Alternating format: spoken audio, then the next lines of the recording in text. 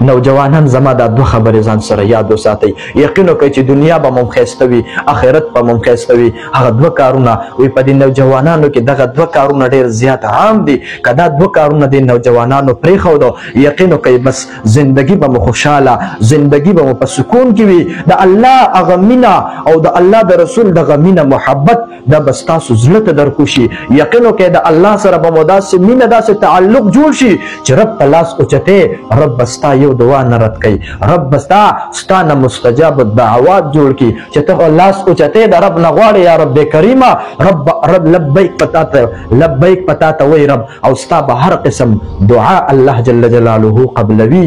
هغې کې ای نوجوانه ته یو دا غلط محفلونه پرېږده. دا خبره مې در سره ځکه شیر کړه، ډېر د افسوس خبره ده. نن سبا دا دوه خبرې ډېرې زیاتې عام دي.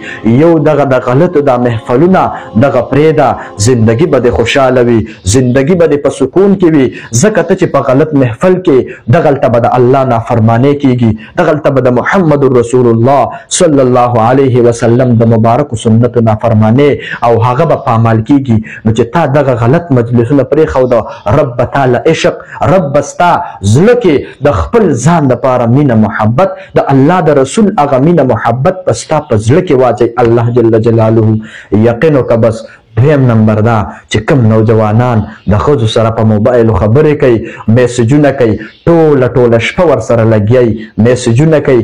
یقین وکړه بس که په دغې کې سکون وي، یقین وکړه که په دغې کې معمولي سکون وي، لږ د هغه ټیم مزه ده، د هغه ټیم خوند دی، خو ټول عمر به دې برباد وي، ټول عمر به ته خفی، چرته به ته رضا نشي، چرته به ته خوشحاله نشي. په دنیا کې به ته خوشحالي ونه مومي.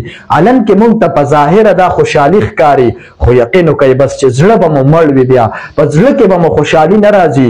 دنیا کې به تنګ وي، دنیا به در باندې لنډه تنګه وي. یقین